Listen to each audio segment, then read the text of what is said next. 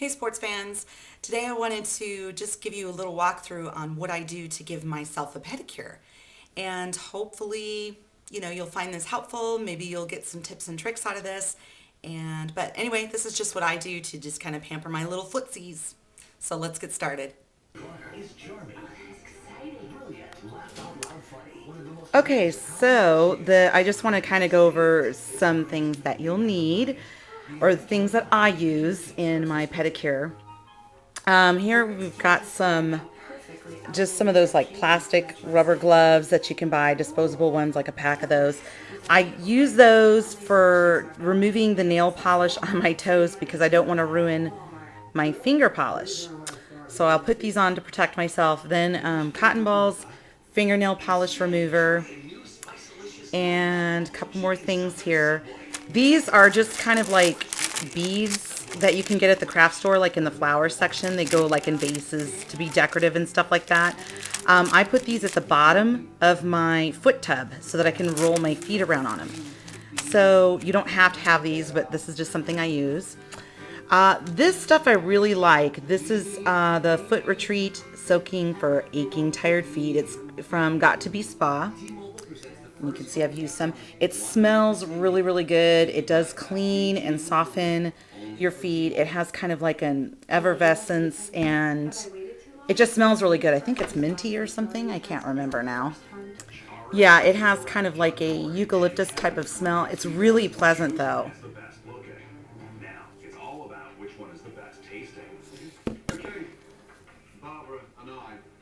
Okay, so next, some of the other tools that I use. This is just a pumice kind of brick. It's like a styrofoam type.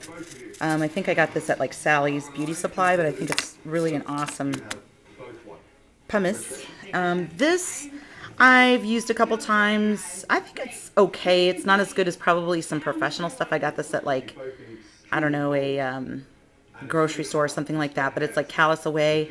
It's supposed to help you remove the calluses by putting them on and then you just buff them off. I can't remember now. I haven't used this in a while, so we'll use it tonight. And then I just have like a scrub brush for my feet and my toenails kind of thing. More tools, nail clippers, an orange stick, nail file. Then of course I'm going to have my polishes and top coat and just the little separators that you put in between your toes. Aren't these cute with the little smiley faces? I can't remember where I got these. And then lastly, just a really good lotion. Right now I'm still using my coconut lime from Ulta, which smells great. Then of course, you definitely want to have some sort of foot tub. You want to have hot water and also some cold water because you want to mix your water. I do not, even though you plug this in and then turn it on, it's supposed to heat up. These usually do not heat up water well at all, any of them that I've ever tried. So the next foot bath I ever get, I'm probably just going to get a plain one that doesn't do anything. One that doesn't do bubbles, one that doesn't do heat, just because it's really not needed. As you can see, I'm not even going to plug this in. I'm just going to fill it up with hot water and then have some cool water just to balance out the temperature. And then of course you see I have it here on a towel. You definitely want to have a towel so that you don't make a mess and you can dry your feet off. And let's get started. Okay, so I sprinkled some of my foot bath stuff in there. I'll just put a little bit more in there, make it really fizzy. And now I'm pouring in some really hot water, you guys. Do not put your feet in like boiling hot water. Now, what I'm going to do at this point is I'm going to be adding some cold water.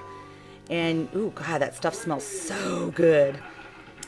And then just testing the water to make sure it's warm enough to be pleasurable and really soak my feet, but without it burning my feet. Okay, so what I'm going to do now is I'm going to stick my feet in. I've got my water to the temperature I want, and I'm just going to let them soak for a little bit while I'm watching TV or reading a book or something like that. And then once I'm done soaking them, I'm going to just start using some of the callus remover and then just start using the little pumice stone and smoothing away rough skin. So hey, look at my footsies in the water. They've been soaking a few minutes and the water feels great. So now what I'm going to do is I'm just going to take one of my feet out here and I'm going to use the callus remover. And basically you're just going to put this on, sorry, I'm zooming out there. Anywhere that you have like a callus, oops, area, and you don't want to rub it in. You just want to put it on and then let it sit for a few minutes, like 3 to 4 minutes. Let it just do its thing, and then we're going to buff it out. Okay, so now you see my foot up close and personal, my ugly foot. What I'm going to do now is I'm going to take my pumice stone, and I am going to actually go over the areas that I put the callus remover on and just buff those really tough callousy areas. And then I'm just going to do this all over my feet. And this actually feels good as a sort of massager as well. So you can do this to your whole foot. So just do this until you feel satisfied that they're smooth, they're clean, and all that good stuff. Okay, so at this point, your water might be getting a little bit cold. So you might want to have some of that hot water, cold water on the side and pour it in your bin again. At this point, though, I've already done that, and what I would normally do now is, since my feet have had a nice good chance to soak, I would clip my toenails. I'm not going to show you how I do that because that's kind of gross. But I would clip my toenails because your toenails are usually thicker than your fingernails, so they're a little bit tougher to cut. And when your toenails have been soaking in the water, it does soften them up really nicely so that you can cut. And I just cut straight across, and I'm just really careful. After I clip my toenails, I do take an orange stick and I do go, I don't know if I can zoom in here. This is kind of gross. If I can zoom in here.